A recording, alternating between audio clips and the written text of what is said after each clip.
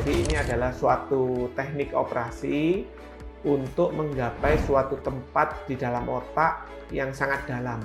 Jadi kamar operasinya pun juga full audio berarti ya? Nah, sekarang kita ada GPS untuk masuk ke dalam otak yang menavigasi kita untuk mencapai titik tertentu di dalam otak secara akurat. Ini untuk apa saja sih operasi ini sebenarnya itu? Kita harus memilih pasien yang benar-benar pas untuk tindakan stereotaktik Stereotaktis ini. ya. Masalahnya pas ngiris itu tumor kan sama seperti jaringan otak. Jadi kita tidak tahu yang diiris ini tumor, ini jaringan otak, kita tidak tahu.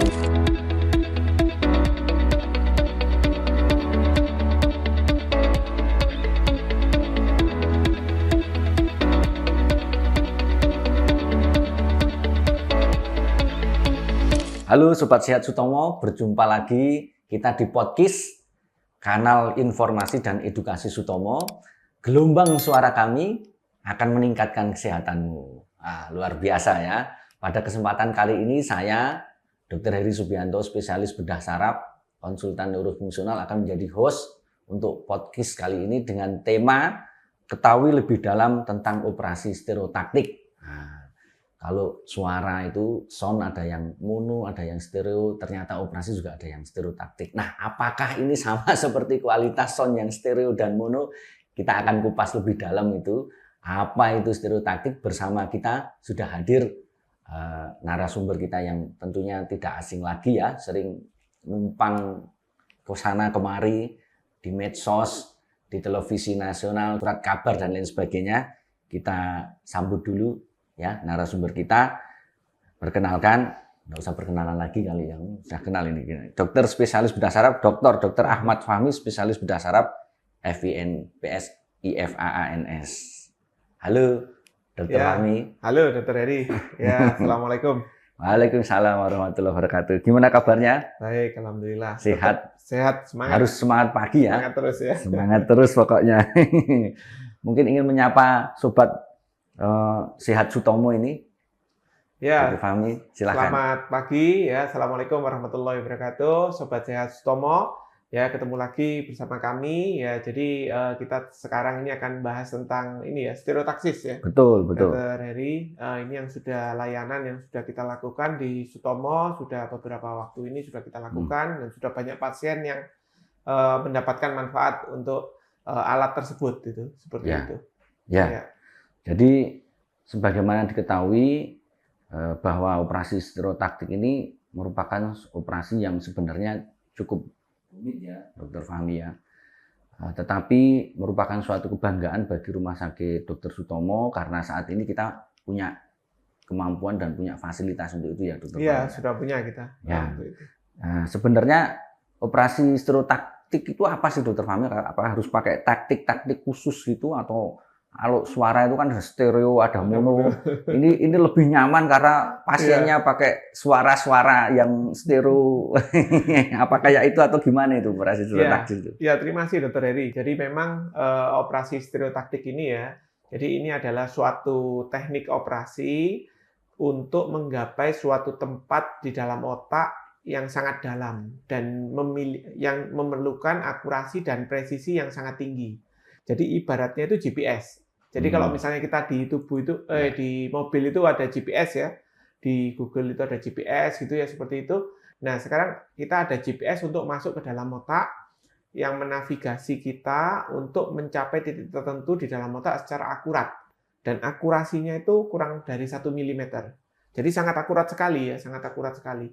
Ya, itu seperti itu. Jadi dan memang betul katanya Dr. Heri tadi, jadi memang kalau misalnya operasi stereotaktik itu kebanyakan biasanya kita lakukan dengan awake surgery ya, yaitu dengan full awake. Jadi orangnya sadar penuh, jadi dibius lokal saja. Makanya disetelkan lagu-lagu, instrumen-instrumen gitu ya. Jadi memang supaya benar stereo ya.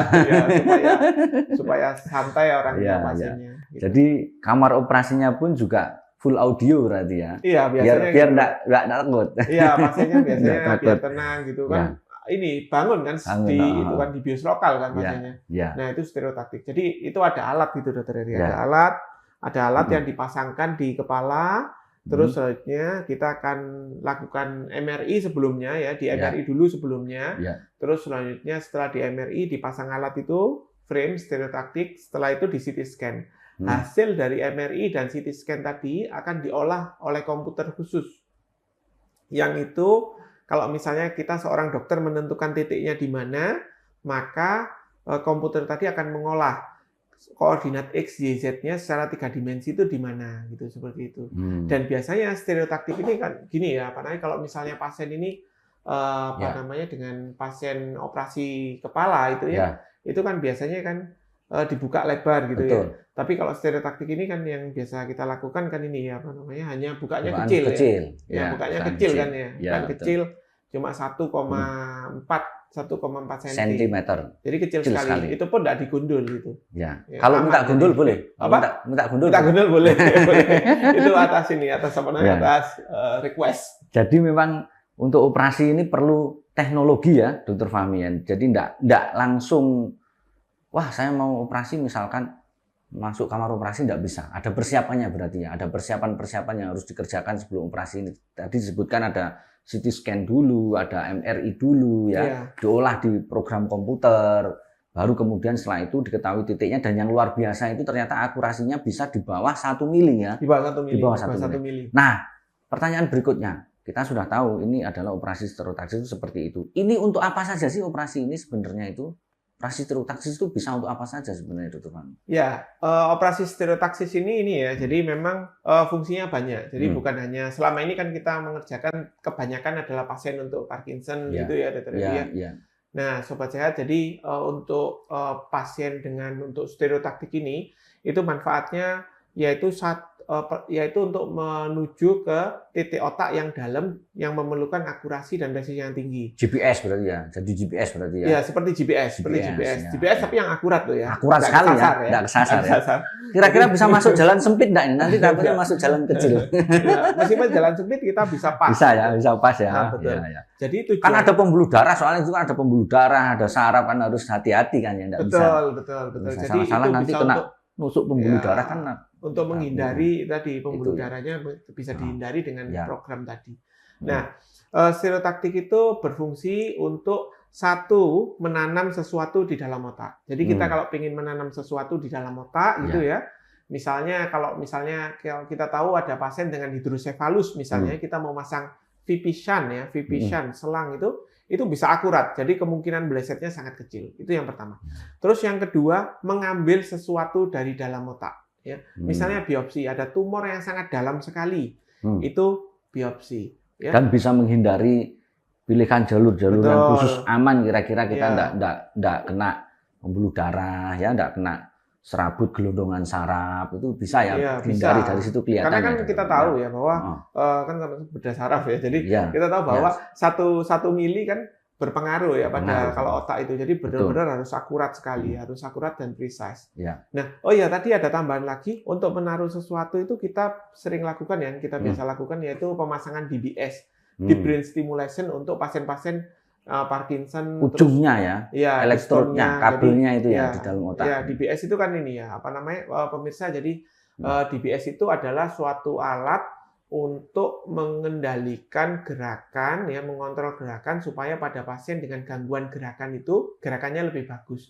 Jadi kalau kita tahu itu ada pacemaker untuk jantung ya, jantung kan kalau pacemaker itu baterainya di sini, terus kabelnya masuk ke dalam jantung. Nah kalau ini DBS adalah baterainya di sini, kabelnya masuk ke dalam otak untuk mengontrol tadi. Itu salah satu fungsi dari stereotaktik.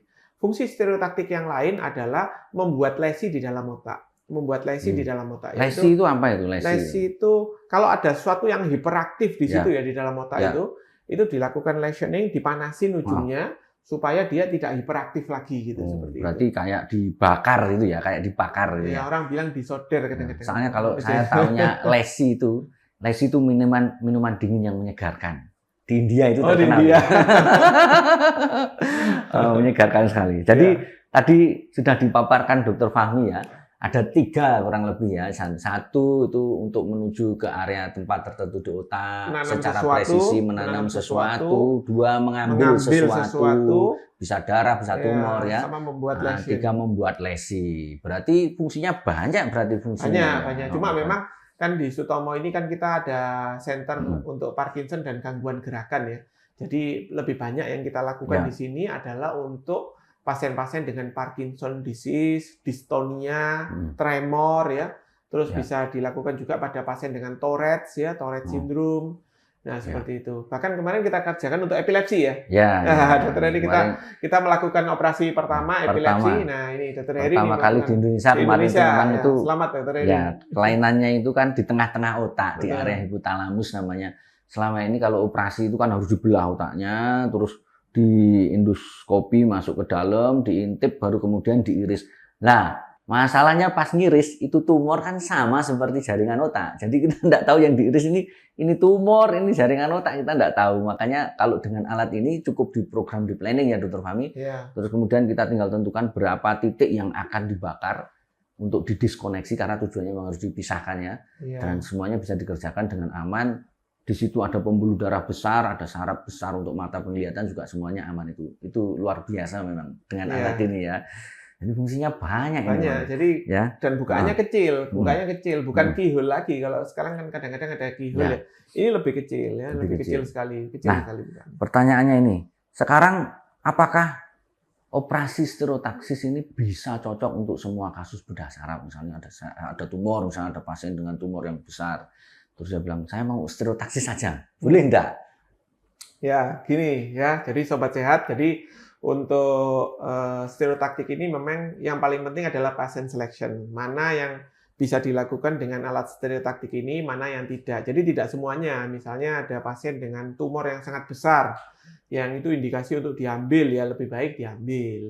Tapi kalau untuk stereotaktik ini tumornya misalnya dalam sekali, di area talamus, terus kita tidak jelas itu tumornya jenisnya apa, itu ya dibiopsi pakai stereotaktik ini gitu. Berarti tetap nanti akan ada diskusi ya. Iya, case selection-nya sangat penting. Tidak semua, tidak semuanya bisa. Semua. Tentunya itu. Jadi jangan kemudian googling, kan sekarang ini googling ini ada ChatGPT, ada googling apa-apa tanya di situ ya.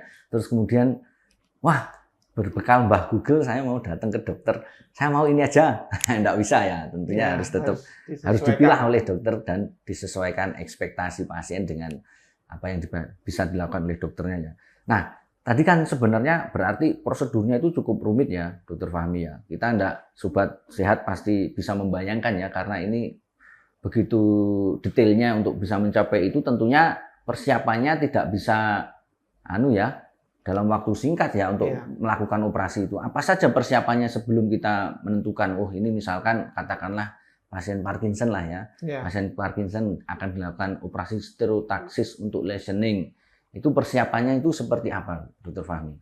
Ya, jadi kalau misalnya contoh aja, kita ambil contoh pasien Parkinson ya. Parkinson itu biasanya kita menentukan diagnosis dulu, memastikan bahwa memang benar-benar pasien itu Parkinson misalnya. Gimana caranya? Nah, Sobat Sehat ini bisa mengetahui ciri-ciri dari Parkinson, TRAP. Jadi tremor, ya, getar pada waktu tidak melakukan aktivitas. Jadi getar, tremor itu tanda pertama. Tanda kedua adalah rigidity, rigid, kekakuan, ya, kaku. Ketiga adalah lambat, gerakannya lambat.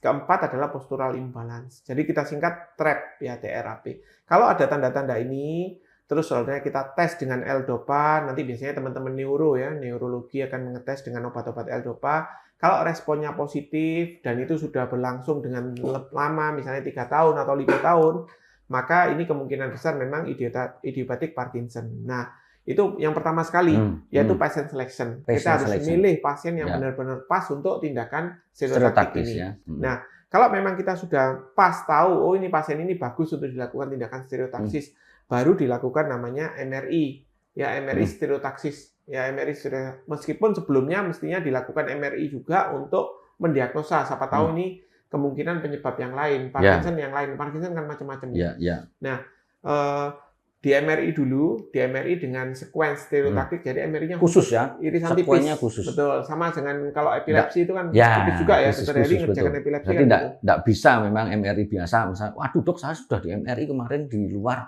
pakai itu aja bisa enggak dok? Nggak bisa, jadi bisa ya. pada waktu operasi MRI-nya khusus 1 mm tanpa spacing, tidak overlapping, ada sequence khusus, sequence T2 flare. MRI sebulan yang lalu bisa enggak? Saya sudah bisa. MRI dok di rumah sakit ini sebulan yang lalu, kira-kira bisa dipakai enggak? Nah, MRI yang paling bagus adalah MRI yang paling dekat dengan jarak operasi. Biasanya kita 1 hari sampai 1 minggu sebelum operasi itu. Karena takutnya ada yang tadi ya, otaknya bleset itu ya, berubah, berpindah, bergeser. Betul, karena akurasi sangat penting. Ya. Setelah di MRI, pasien itu dibius lokal, disuntik di sini. Kayak orang ini loh, kalau orang mau cabut gigi, jadi itu disuntik di sini, di sini, sama di belakang sini. Nanti dipasang alat frame gitu, dipasang alat frame, terus di CT scan. Nah, setelah di CT scan, hasil dari CT scan dan MRI dijadikan satu, difusi, fusion. Terus nanti dipilih area mana yang mau kita tuju. Biasanya kalau Parkinson yang masalah getar, itu biasanya area VAM namanya, ventral intermediate. Ada tulisannya itu nanti di MRI. VAM. Ada. Tidak ada, harus dokternya menentukan. Harus dokternya menentukan. Dan biasanya double check ya. Soalnya kalau GPS kan ada di mobil itu, mau kemana? TP, klik, langsung muncul. Ya, ini nggak ada ya. Wah, berarti harus belajar memang ya. Nggak bisa beli alat otomatis bisa dipakai, nggak bisa ya. Harus belajar ya. Kan di sini kan ada senternya. Kemudian kita juga fellow untuk itu ya di Sutomo ini. Di Surabaya ini termasuk yang pertama untuk mengerjakan stereotactic brain lesion dan DBS di Indonesia. Dan kita membuka fellowship, program fellowship selama 6 bulan bagi bedah saraf yang pengen belajar tentang itu, kita bisa latih di sini. Nah, terus tadi sudah di CT scan terus dimasukkan software.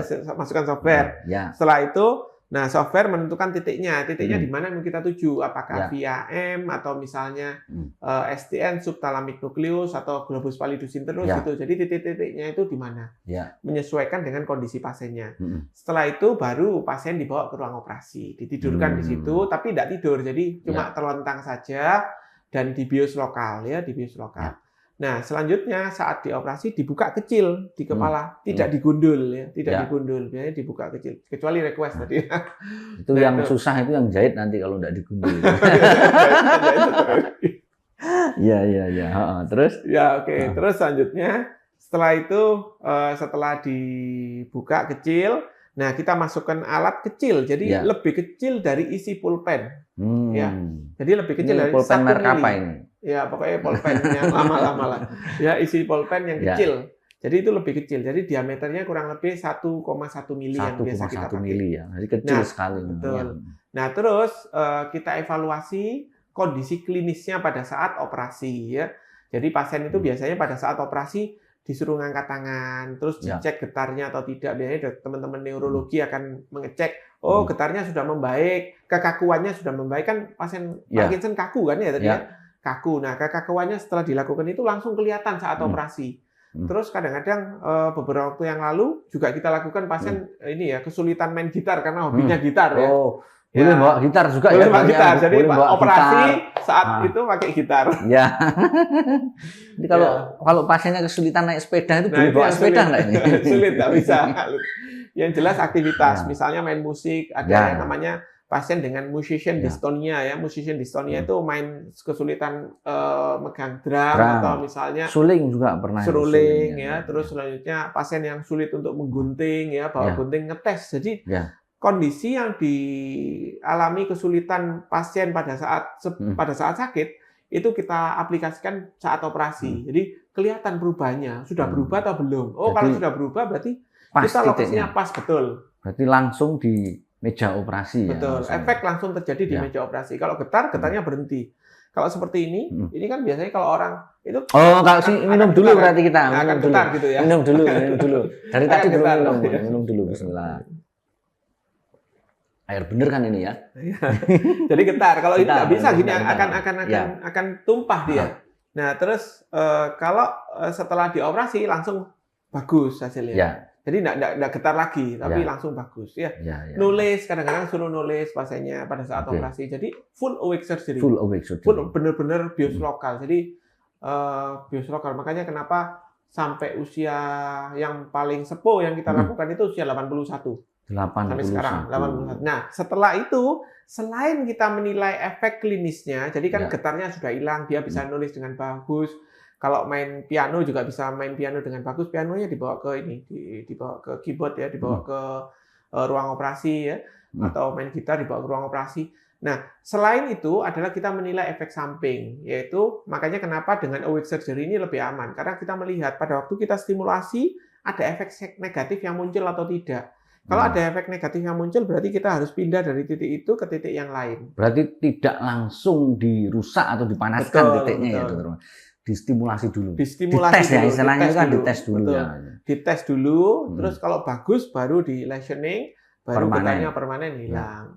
Nah, setelah itu selesai ya ditutup, dijahit, ininya dilepas ya. Beberapa pasien kita lakukan MRI kontrol untuk evaluasi lokasinya sudah pas atau belum, ada komplikasi atau tidak setelah tindakan gitu ya.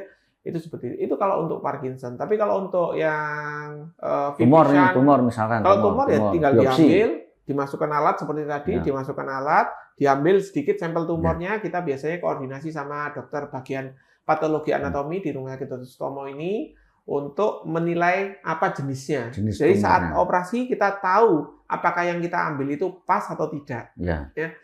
Diperiksa sama mereka, oh ini sudah betul yang diambil adalah tumor. Ya sudah. Kalau tumor kan tidak perlu dites, ayo digerakkan tangannya. Nggak perlu. Berarti bisa ini ya langsung dibius total dari awal berarti ya kalau tumor. Pipisan atau pemasangan implansan juga bisa langsung tidur dari awal, karena ngeri juga ini soalnya ya. Kalau itu boleh nggak misalkan pasien yang getar terus dia takut, waduh dok saya takut ini lihat skrunya gede misalkan ini ditidurkan agak ngantuk-ngantuk dikit lah, dok bisa ya itu ya. Nah kalau misalnya untuk pasien tremor itu nggak boleh ditidurkan memang. Soalnya kalau untuk pasang tok misalkan. Pada waktu masang boleh. Tapi setelah itu harus bangun. Ya, pada waktu operasi harus bangun, betul ya. Kalau enggak gitu ngantuk, karena ada evaluasi hilang. Klinis itu ya. Tremornya hilang. Jadi ada periode-periode di mana kalau itu enggak nyaman pada waktu pemasangan sedikit dikasih dikasih penenang atau anti nyeri yang membuat rileks pasiennya, jadi pasien lebih nyaman. Lebih nyaman. Nah, yang lain, tapi kalau epilepsi harus ditidurkan ya? Oh iya. Kalau epilepsi gimana? Harus ditidurkan kan ya? Kalau epilepsi sebenarnya kalau untuk bisa pakai tindakan juga. Ya, dan sekarang ini memang cukup banyak dikerjakan ya untuk tindakan epilepsi itu, karena beberapa kasus epilepsi kita punya MRI itu kan bagus ya, 3 Tesla, kita bisa tahu kelainannya, sumber kejangnya di mana, itu juga bisa seperti yang Parkinson lesioning pada epilepsi itu juga di lesioning, dia dipanasi gitu Dokter Fahmi. Panasi DS itu. Yang kemarin kan juga hipotalamus hamartoma tumor di daerah hipotalamus itu kan juga dipanasi. Dan memang kita tidak lihat respon klinisnya, jadi pasien bisa langsung tidur. Nah sebenarnya selain untuk hipotalamus hamartoma juga ada kasus-kasus tertentu yang kita bilangnya itu vokal cortical dysplasia namanya. FCD yang terlokalisir, terutama tipe 2B, ada tipe-tipenya itu bisa dikerjakan untuk itu. Atau pada hipokampal sklerosis yang khusus di daerah dominan sisi kiri misalkan. Kalau diambil kan takut misalkan nanti memorinya terganggu, itu bisa dilakukan tindakan termokoagulasi dengan stereotaktik prosedur, namanya stereotaktik prosedur gitu ya. Wah, menarik sekali ini berarti ya. Tapi tetap luar biasa. Sebelum kita lanjutkan, semua tindakan itu kan tentunya satu tadi pemilihan kasus penting, yang kedua prosedurnya sudah dijelaskan, tindakan-tindakan apa yang harus dikerjakan sudah dijelaskan. Dan semua tindakan tentunya ada risiko atau komplikasi. Nah ini kira-kira apa ini Dokter Fahmi? Kan tidak mungkin tidak ada risiko atau komplikasi ya? Ya jadi memang namanya operasi tentu ada risiko. Risiko itu adalah sesuatu yang bisa terjadi, tapi belum tentu terjadi, dan kita berusaha untuk menghindari agar itu tidak terjadi. Jadi meminimalisir agar itu tidak sampai terjadi. Kalau untuk stereotaktik itu apa resikonya? Satu, tentunya bisa terjadi infeksi ya. Namanya kita buka kulit itu bisa terjadi infeksi. Makanya kenapa pada saat operasi kita mesti lakukan dengan secara sesteril mungkin alat-alatnya, aseptik semua, desinfeksi yang bagus ya. Itu salah satu usahanya. Yang kedua adalah perdarahan. Jadi perdarahan di dalam otak itu juga bisa terjadi.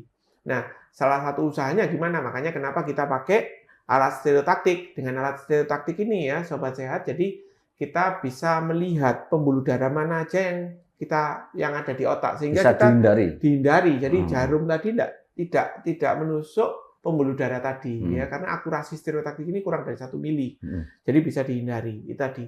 Terus yang ketiga adalah kalau pada case-case yang pada Parkinson atau brain lesioning ya, atau dystonia tremor itu ya, itu salah satu resikonya adalah kelemahan, lumpuh ya, kelumpuhan. Makanya kenapa pada saat operasi kita lakukan dengan bius lokal. Ya, bius lokal. Jadi pasiennya sadar penuh ya. Pasiennya sadar penuh sehingga kita tahu, oh kalau misalnya dilakukan stimulasi di sini, pasiennya langsung kaku gini, itu berarti kita di area namanya pyramidal tract. Ya, harus kita hindari sehingga tidak terjadi efek samping tersebut. Ya. Terus yang lain bengkak misalnya atau kejang itu ya bisa jadi ya. Tapi sampai sekarang alhamdulillah tidak sampai terjadi. Alhamdulillah ya, risiko itu tetap harus disampaikan karena orang naik sepeda motor dari sini ke Madura misalkan lewat jembatan Suramadu, apa ada yang bisa menjamin dia tidak nabrak? Ada yang menjamin. Jadi tetap harus disampaikan, tapi dokternya juga akan berusaha sebaik mungkin untuk memberikan pelayanan yang terbaik agar risiko bisa dihindari. Gitu ya, Dokter Fahmi ya. Wah, luar biasa sekali kita kali ini ya. Nah, kita minum dulu aja ya. Ini agak serak ini soalnya. Ini sayang tidak ada kopi nih. Harusnya kopi, jadi judulnya itu ngopi gitu ya. Alhamdulillah, seger lagi nih. Nah, terakhir nih, Dokter Fahmi, apa ada pesan-pesan informatif terkait dengan prosedur stereotaktik yang ingin disampaikan ke sobat sehat semuanya ini?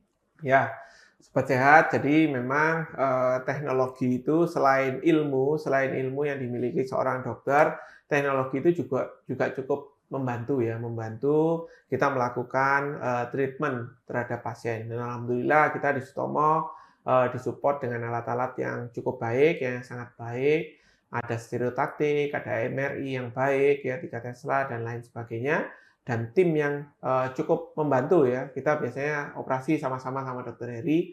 Ya, terus selanjutnya ada teman-teman neuro, anestesi, kita ada tim rehab medik, ya, ada psikiatri, ada kardio, ya. Jadi kita ngerjakannya pasien itu secara tim. Ya, meskipun itu stereotaktik. Nah, stereotaktik ini adalah alat yang untuk menggapai area otak yang paling dalam yang dengan akurasi dan presisi yang sangat tinggi. Itu aja, itu salah satu rumusnya, yaitu akurasi dan presisi yang sangat tinggi di otak yang paling dalam. Ya.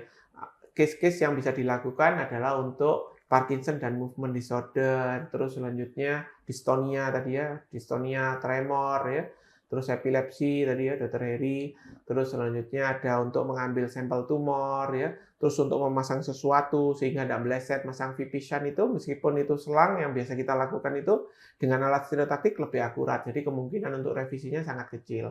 Atau mengambil nanah di dalam nanah di dalam otak itu juga bisa. Ya, atau menaruh sesuatu di dalam otak, DBS, di brain stimulation itu juga bisa.